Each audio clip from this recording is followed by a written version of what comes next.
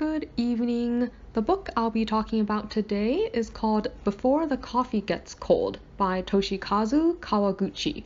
This book was originally in Japanese and was translated into English, and the entire story is set in a small, quiet basement cafe in Tokyo.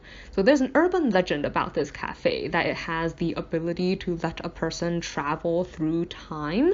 So you get a lot of people coming to this cafe looking for some way to go back and change the past because they're unhappy with something in the present.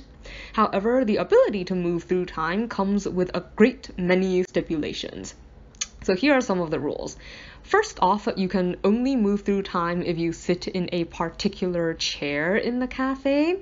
And when you're in the past or the future, as it turns out, you cannot rise from this chair. Like if you leave this chair, then you will immediately be brought back to the present. Second, you cannot actually change anything that happens in the present. So the story describes it as no matter what you tell people or no matter what you do, the world or fate or whatever will contrive to make it so that current circumstances remain the way they are.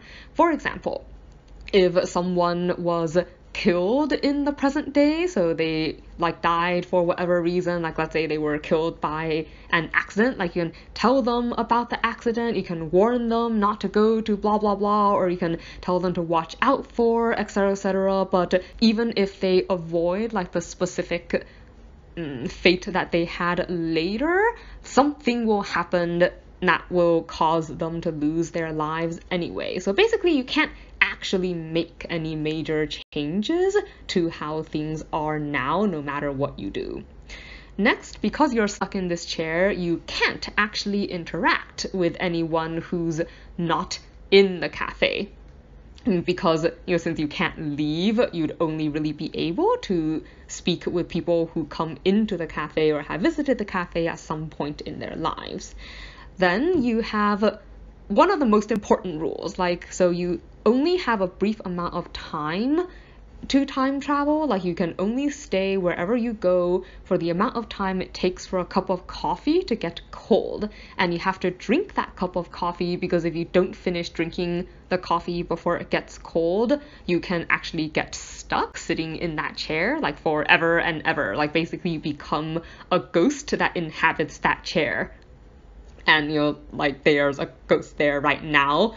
And when someone asks oh, what happens if they don't follow that rule? And they're yeah, then it becomes your turn to be the ghost in that chair. So, that's not really a fate that people want to happen to them.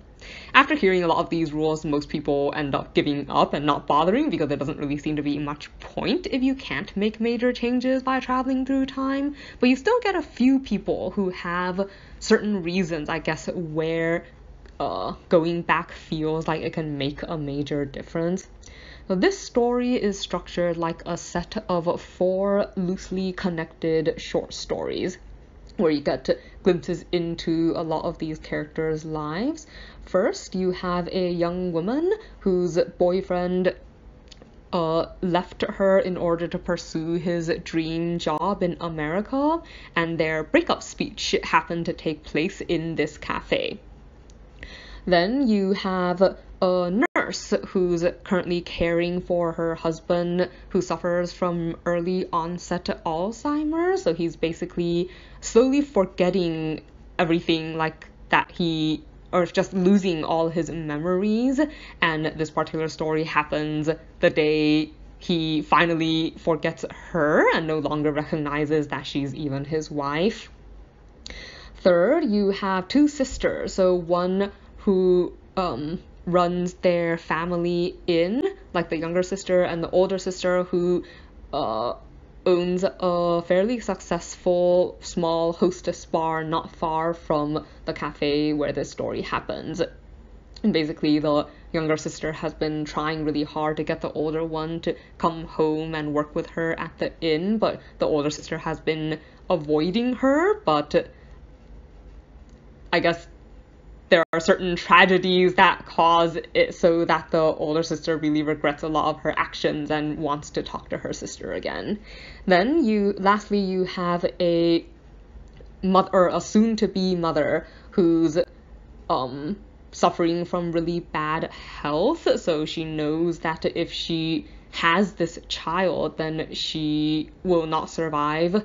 And it's really she's already really made her decision to have the child, but as a parent, she worries about like whether or not it's not enough, I suppose, as a parent to bring a child into the world, even when you know that you won't be there to look after him or her when they grow up.